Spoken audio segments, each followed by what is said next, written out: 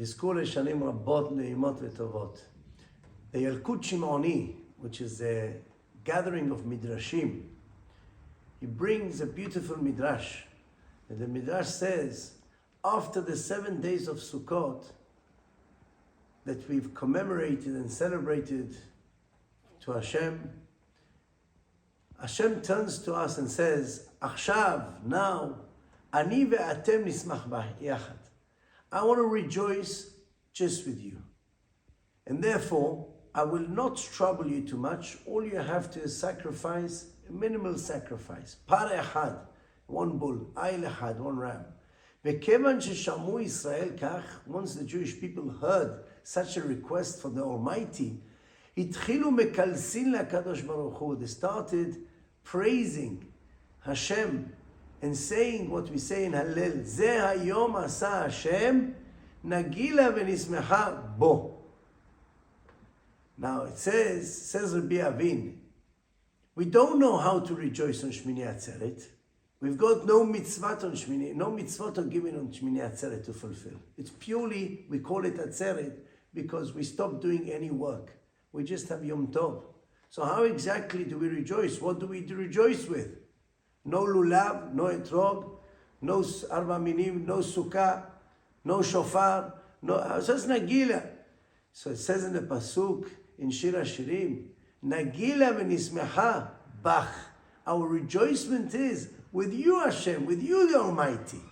That's what the Jewish people say. Zeh hayom asa Hashem nagila v'nismecha bo. On that day, we will rejoice who with? Nagila v'nismecha bach. With Hashem. Bach betoratach. With you, Torah Hashem.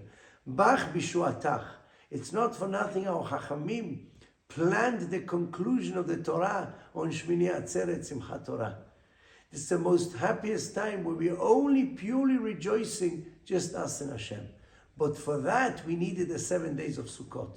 The work during the 7 days of Sukkot, leaving our material world, leaving our security of our homes, trying to disconnect from this physical world and connect with Hashem. It takes 7 years. The Al-Sheikh HaKadosh says this is a comparison to the 7 decades of a person's life.